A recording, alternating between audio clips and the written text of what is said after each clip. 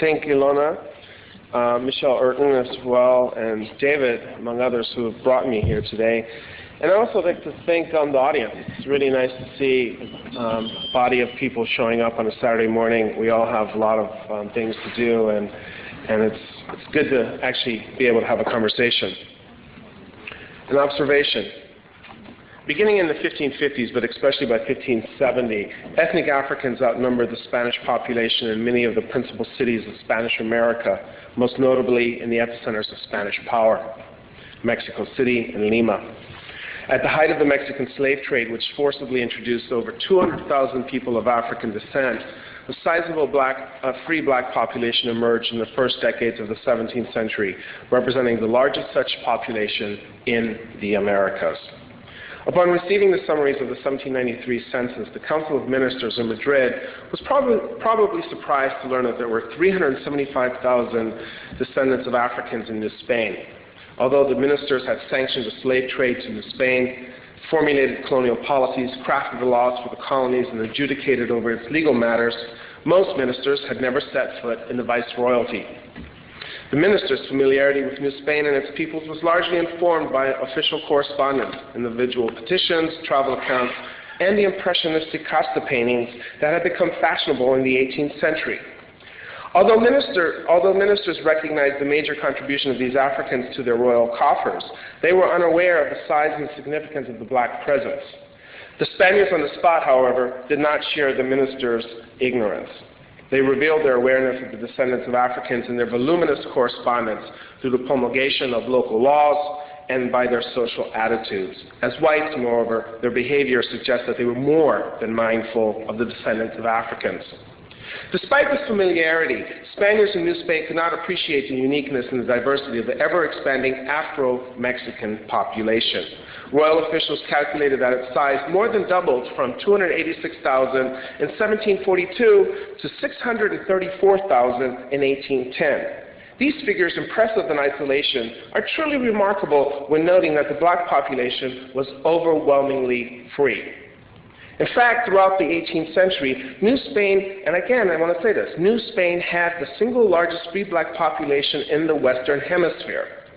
But rather than ask what happened to Mexico's black population, a standard refrain from scholars and non-scholars alike, we should imagine the form of their histories and seek to untangle this presence and its archives from the nationalist fictions that render the black experiences invisible beyond the grand narrative of slavery. As the social relation in the extreme, slavery has, however, overshadowed the very contingent nature of slavery and the slave experience. In naming Spanish social and cultural practices towards persons of African descent, slavery, we conflate rather than contextualize these relations of dominance. Identifying the extreme forms of interaction between Spaniards and Africans as New World or racial slavery complicates this process. New World slavery, we are told, varied according to time and place, but variety is rarely theorized. Thus, colonial slavery emerges as a timeless structure, with 16th century slavery blending chronologically and thematically into the 17th century and beyond. Structural continuity, in turn, allegedly has social and cultural consequences for the slaves, while accumulation, not disjuncture, characterized the slaves' social and cultural formations.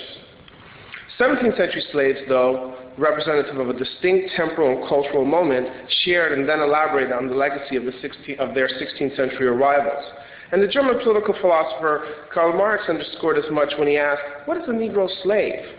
The Negro, he noted, was a man of the black race.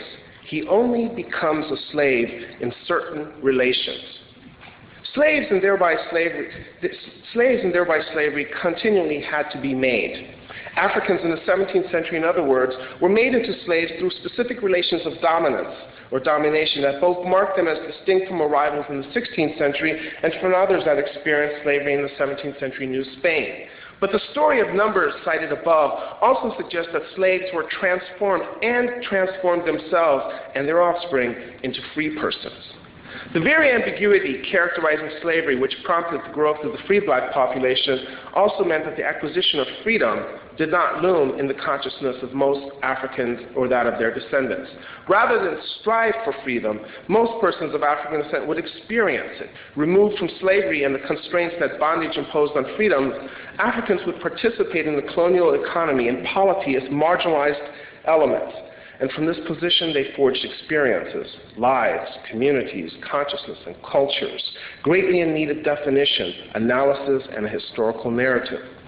Though this population's genesis resided in bondage, the slave to freedom continuum does not constitute the only or even the central point of departure for discussing the Afro-Mexican experiences in the 17th and 18th century. Even as the offspring of chattel residing in a society in which slavery still flourished, the experience of most Africans cannot be reduced to analytical categories derived from some generic abstraction of a slave or post-emancipation society. To do so risks both overdetermining and simplifying slavery.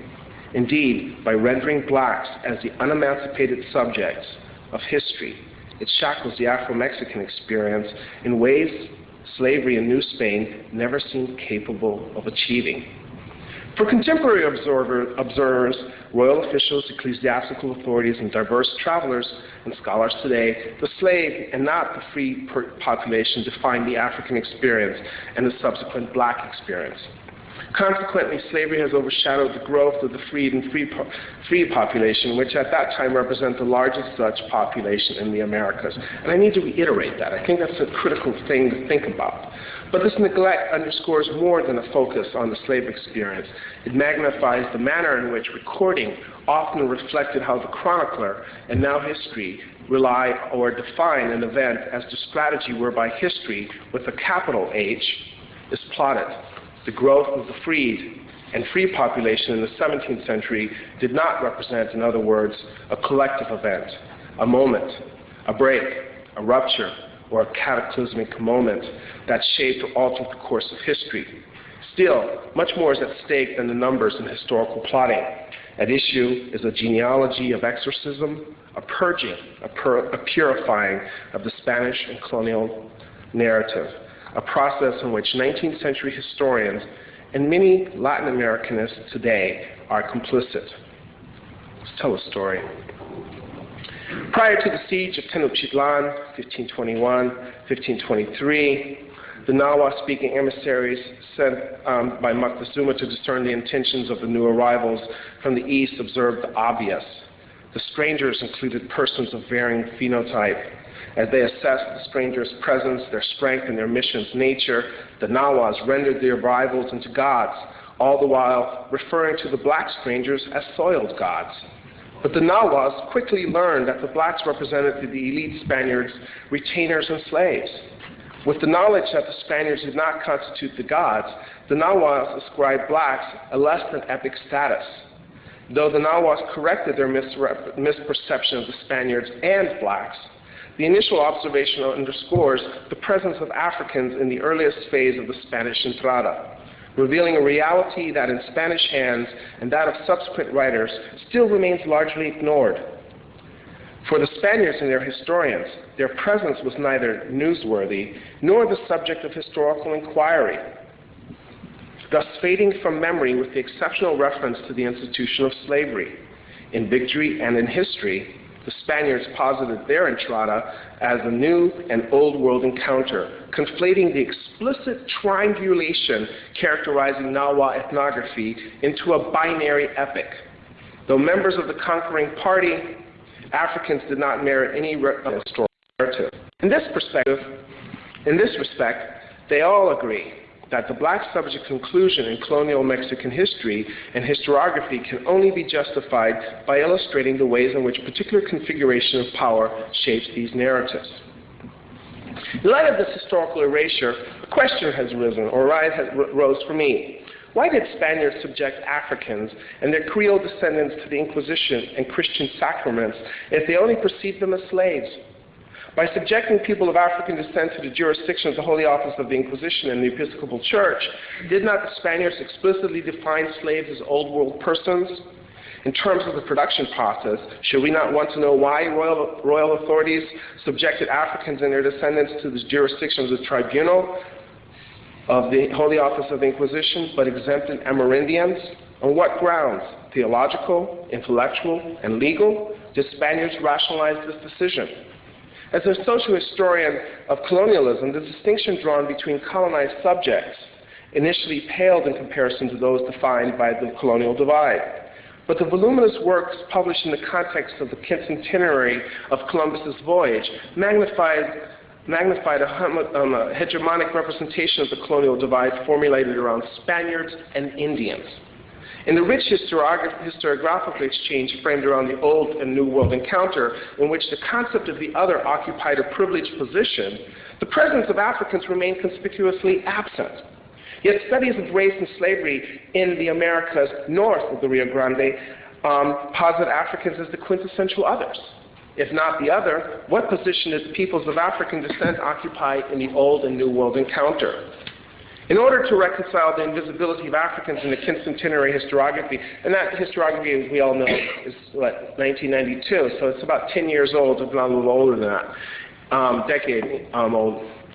In order to reconcile the invisibility of the Africans in the quincentenary historiography and their presence in the Inquisition records, sources that did not include Amerindians, I have begun to examine the rationale behind archival source production, especially transactions in which Africans and their descendants appeared. What, as one scholar aptly phrased it, was the social logic behind the emergence of a document that I, as a social historian, would employ to recover a fragment of the African past in the New World. I quickly learned that the ethnographic details on which I and others have relied, many of them in this room, underscore the intricate workings of the early modern Castilian monarchy, but especially the Catholic or the Christian church. Ecclesiastical records, in other words, highlight the ways in which royal and church authorities attempted to regiment peoples of African descent so as to maintain regal authority and Christian orthodoxy. By rigidly observing formalities, royal and ecclesiastical officials magnified royal absolutism's ascendancy and its penchant for uniformity in the face of the law. In applying Castilian law, but especially canon law, that is ecclesiastical law, to a population that had entered the Americas largely as slaves, Spanish authorities described peoples of African descent various juridical identities with defined obligations and rights that had been formulated long before the European encounter with Guinea, that is the reference for West Africa. Let me tell another story here. In 1584, an exceptionally dark black man entered the Sagrario Parish Church adjacent to Mexico City's cathedral, and in the presence of a small entourage petitioned the ecclesiastical scribe for a marriage license. In voicing his request, the self-identified Moreno, as black man, Francisco both proclaimed his nationality and Christian sensibility. "I'm from the land of Biafra," declared Francisco, and then registered that he was single and wished to marry Catalina. At the conclusion of his testimonial, Catalina, a member of the entourage, reenacted the spectacle, but that she too was from the land of Biafra. The scribe duly recorded the lover's testimony, but before presenting the ecclesiastical judge with the marriage petition, he noted that Francisco and Catalina belonged to the same master. As the provisor examined the petition, the master's absence caused him no concern. He simply asked Francisco and Catalina if they acted in good faith and of their own volition. Assured of the case's propriety, the provisor, or ecclesiastical judge, ordered Francisco and Catalina to offer proof of their single status and lack of impediment. At that moment, Andres and Victoria stepped forward. Andres, the 25-year-old, acknowledged knowing Francisco ever since he came from his Bozal country 8 years ago. That's directly from Africa. Though Andres did not mention Catalina, the presiding official assumed that if the Negro Ladino, a culturally conversant black man, enslaved by the same master, had an awareness of an existing impediment, he would have revealed them then, rather than face the Inquisition's wrath for willful deception, a fate suffered by many in the decades since the Inquisition arrived in New Spain. Victoria, Francisco and Catalina's second witness, simply noted that she too came from the land of Biafra. In lieu of specific information about the nature and length of her familiarity with the couple, Victoria's purported nationality legitimized her testimony on Francisco and Catalina's behalf. Consequently, the judge attached the customary proviso, a public reading of the banns orchestrated in conjunction with the Mass in prospective couples parish church, designed explicitly to elicit information about potential impediments from the couple's friends, family members, and neighbors within the next 21 days. Despite the proceedings' ritualized nature, the ecclesiastical authorities acted rather perfunctory. Matrimony constituted a Christian sacrament, one that medieval canonists stipulated could be extended to pagans and contrite infidels, irrespective of their legal status, and to which all qualified persons could aspire. The provisor scrutinized Francisco and Catalina's marriage petition like that of other Christians, despite their enslaved status. And on the basis of their names and actions, one could assume that Francisco and Catalina were Christians with more than a rudimentary understanding of the faith's mystery and its ritualized proceedings. After all, by identifying themselves as Francisco and Catalina, they underscored their exposure to the baptismal font. They also understood that as Christians, though enslaved, they had a right to a married life, vida maridable, and could even contract marriage without their master's consent. Slave status did not constitute an impediment, and Christian imperatives invariably prevailed over master's prerogatives, including his property rights. In assuring themselves of the prospective couple's propriety, ecclesiastical officials first obtained verbal assurances from the bride and groom that they lacked impediments, and then interrogated the accompanying witnesses. Couples carefully selected persons, and I want to just think about this. Couples carefully selected witnesses or persons who could speak with intimate familiarity on their behalf.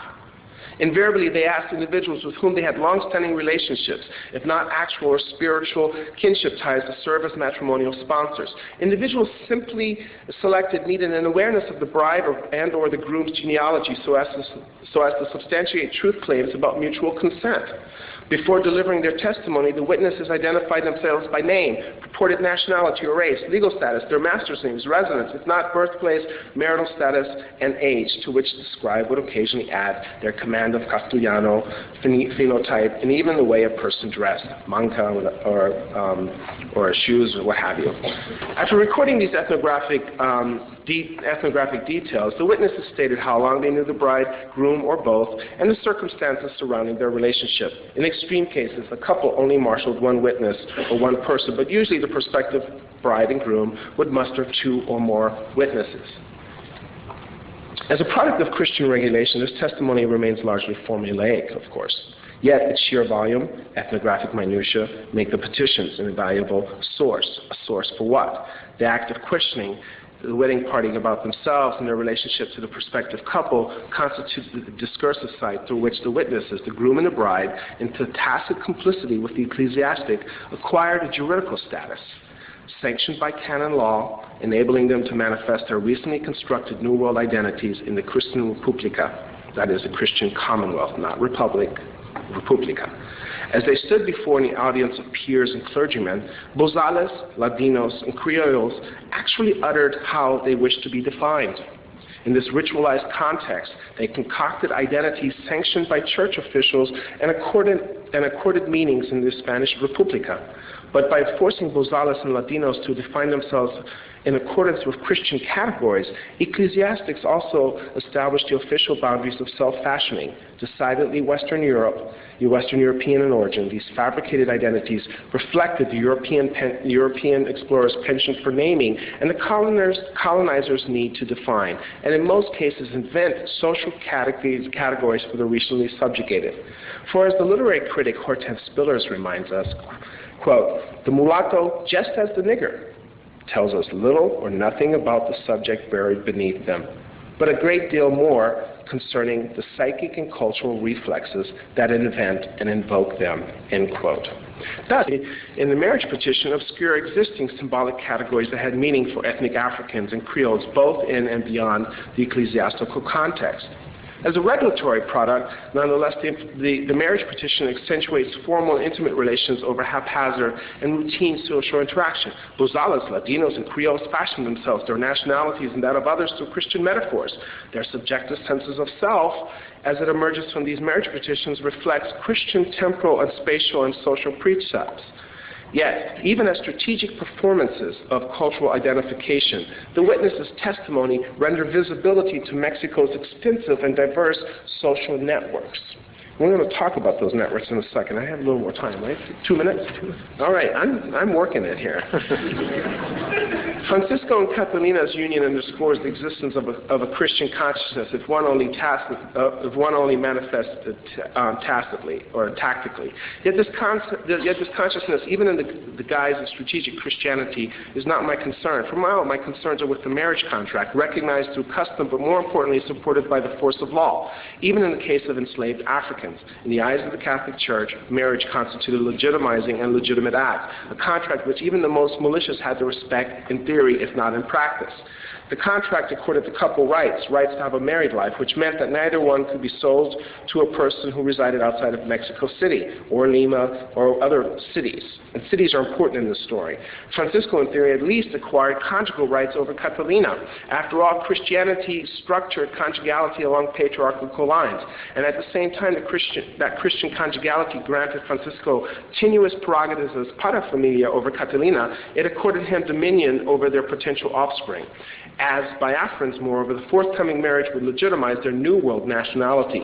Thus, it is critical to see the marriage petition and the nuptials that followed as performing several deeds at once. In the Church's eyes, it signaled their adherence to Christian norms while producing and affirming their conjugal, patriarchal Christian identities and simultaneously their nationality as persons from the land of Biafra. Now in New Spain, the Spaniards and especially the ecclesiastics deemed that Francisco and Catalina belonged to a nation. But 8 years ago, Portuguese factors in tacit complicity with the Spanish crown identified Biafrans, including Francisco and Catalina, as sovereignless subjects.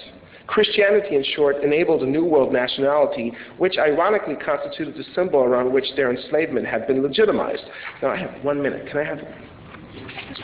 So you got a long minute. Do you say yes? All right. Thank you. The competing and conflicting legal status of Africans in Spanish America begs the question why, when, and where they were constituted as beings other than as slaves. Moreover, how did this differ from the subject status of Amerindians? Once this line of inquiry has been formulated, the colonial perspective, which rendered Africans into slaves and then into various types of laborers, no longer seemed sufficient. This organizing framework gives rise to an empirical political theory and theology. Slave status in the legal category describing property and persons merely represented one representational guise that enslaved Africans acquired in their forced migration from Guinea to the Indies. But how and under what circumstances did these various subject positions emerge? From the imperial perspective, it became possible to see how ecclesiastical authorities and nascent secular officials bestowed distinct juridical identities on Africans. In this respect, the African diaspora, a lived experience, also constituted a field of representation enabled by imperial and Christian political thought, which ascribed Africans discrete subjective senses of self. Though regulation simplified, it did not render subjects invisible. How then was the African presence incorporated and simultaneously obfuscated by the Spanish encounter with the Indies? By ascribing Africans a juridical location on the basis of perceived polities, the Portuguese divided Guinea's inhabitants into sovereigns and slaves. Spaniards embraced the slave-sovereign distinction, which in the imperial configuration rendered chattel as property invisible. In the nascent Spanish imperial matrix, polities, not property, played the decisive role. In the nascent Spanish imperial matrix, polities, not property, played the decisive role. Amerindians, as inhabitants of polities as opposed to the enslaved, acquired representation and therefore visibility as nations. In the recent quincentenary commemorating Columbus's momentous voyage, the extant historiography seamlessly reproduced the historical phenomenon of rendering the African presence invisible on the basis that among the enslaved, nations were decidedly absent. Nonetheless, this formulation begs the question, whose story is being told? Asked differently, are stories of discursive formation and race relations synonymous with a people's history? The sociologist Paul Gilroy reminds us that, quote, the substantive challenge awaiting those who would break the alternating current of racism between problem and victim status lies in the possibility of representing a black presence outside of these categories. The reintroduction of history is not a minimal aim. The reintroduction of history is not a minimal aim. Racism rests on the ability to deny the past, end quote. New Spain's African population has always, in the eyes of royal and ecclesiastical officials, represented a problem. The problem was manifest in its existence, size, and disappearance, a particular concern of nationalist and contemporary historians. But framing the African population as a problem, i.e. degeneracy, there were blacks, or what happened to the black presidents, privileges the exteriority of the gaze. This perspective does not constitute the only possibility of representing blackness in colonial Mexico. Here, we would do well to heed the words of Doña Maria Ramos, who, when questioned by the Inquisitor General Bonilla about her trusted servant, pointedly noted that those are matters of mulattoes. Here, then, we learn again how the gaze, that which knows all, in the words of the literary critic Ben Cifuentes, simply represented a lurk, far from all knowing. As a manifestation of the lurk, the Costa paintings point to a silhouette of black interiority forged under absolutism that belies the painter's fantasy of cultural exogamy. Thank you.